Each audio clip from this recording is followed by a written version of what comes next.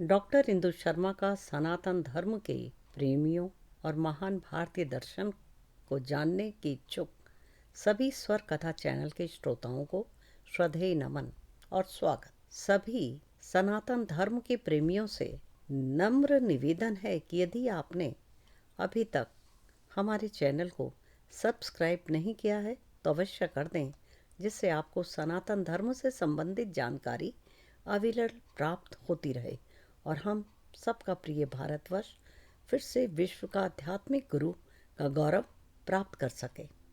हाँ, एक और निवेदन करती हूँ आप सभी से, कृपया एपिसोड को अंत तक अवश्य देखें, जिससे आप हमारे महान ग्रंथों में से जो स्वर कथा चैनल के सौजन्य से आपको जानकारी प्रदान की जा रही है उसका आप सभी पूर्ण लाभ उठा सकें।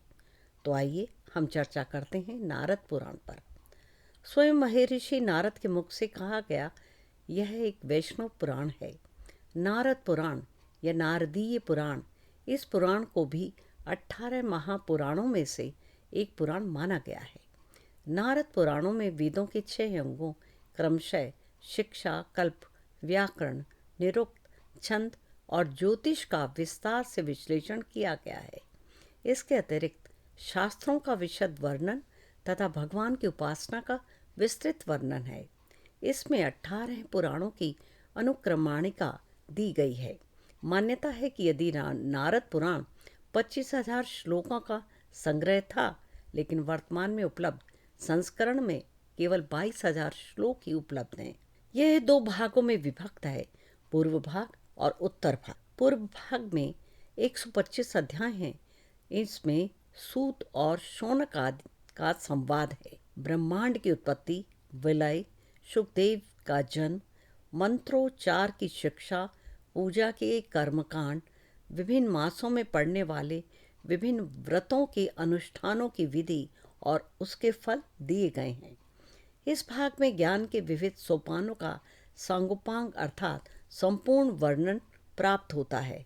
ऐतिहासिक गाथाएं, गोपनीय धार्मिक अनुष्ठान, धर्म का स्वरूप, भक्ति का महत्व दर्शाने वाली विचित्र और विलक्षण कथाएं, व्याकरण, निरुक्त, ज्योतिष, मंत्र विज्ञान, 12 महीनों की व्रत तिथियों के साथ जुड़ी कथाएं, एकादशी व्रत महात्म्य, गंगा महात्म्य तथा ब्रह्मा के मानस पुत्रों सनक, सनंदन, सनातन, सनत कुमार आदि का नारद जी से संवाद का विस्तृत अलौकिक और महत्वपूर्ण आख्यान इसमें प्राप्त होता है। उत्तर भाग में 82 अध्याय सम्मिलित हैं।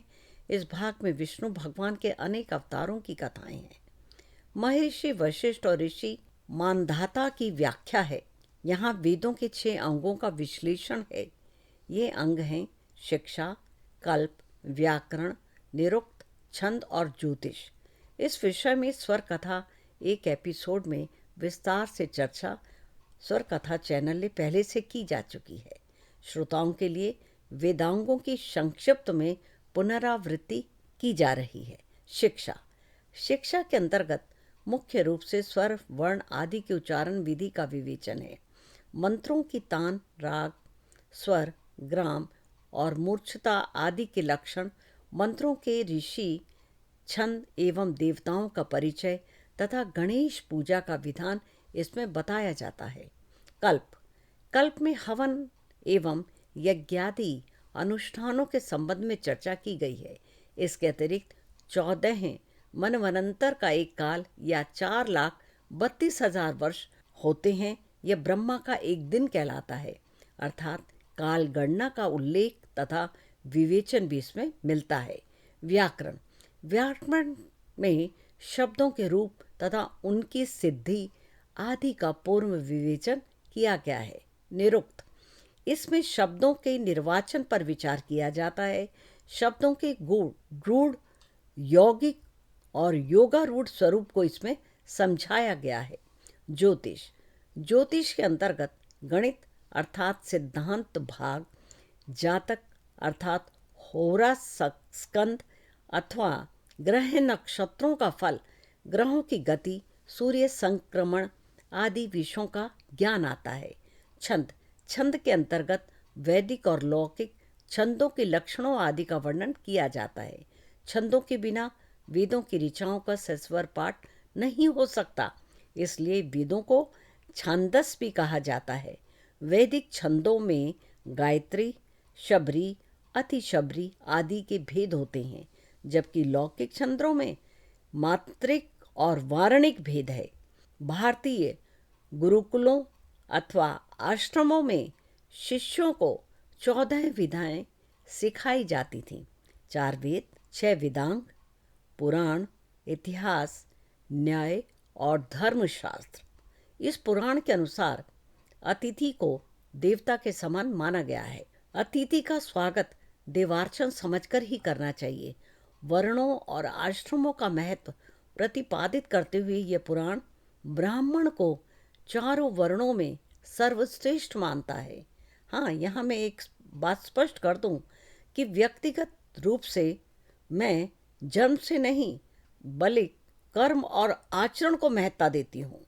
आश्रम व्यवस्था के अंतर्गत ब्रह्मचर्य का कठोरता से पालन करने तथा गृहस्थ आश्रम में प्रवेश करने वालों को अन्य तीनों आश्रमों ब्रह्मचर्य, वानप्रस्थ, संन्यास में विचरण करने वालों का ध्यान रखने की बात कही गई है। पुराण में विष्णु की पूजा के साथ साथ राम की पूजा का भी विधान प्राप्त होता है। हनुमान और कृष्णोपासना की विधियां भी बताई गई हैं। काली और शिव की पूजा के मंत्र भी दिए गए हैं। पापियों का उल्लेख करते हुए कहा गया है कि जो व्यक्ति ब्रह्महत्या का दोषी है, मदिरा पान करता है, भक्षण करता है, वेश्यागमन करता है, तामसिक भोजन खाता है, चोरी करता है, पापी है। गोहत्या व देव निंदा को जघन्य पाप इसमें माना गया है। तथापि इस पुराण का मुख्य विषय विष्णु भक्ति ही है। इस पुराण के विषय में कहा जाता है कि इसका श्रवण करने से पापी व्यक्ति भी पाप मुक्त हो जाते हैं। तो आज बस केवल इतना ही। अगले एपिसोड में एक और भारतीय दर्शन के पुराण पर चर्चा करूंगी। तब तक के लिए आज्ञा दीजिए। आप सभी का स्वर कथा चैनल के साथ जुड़ने के लिए अतिशय धन्यवाद।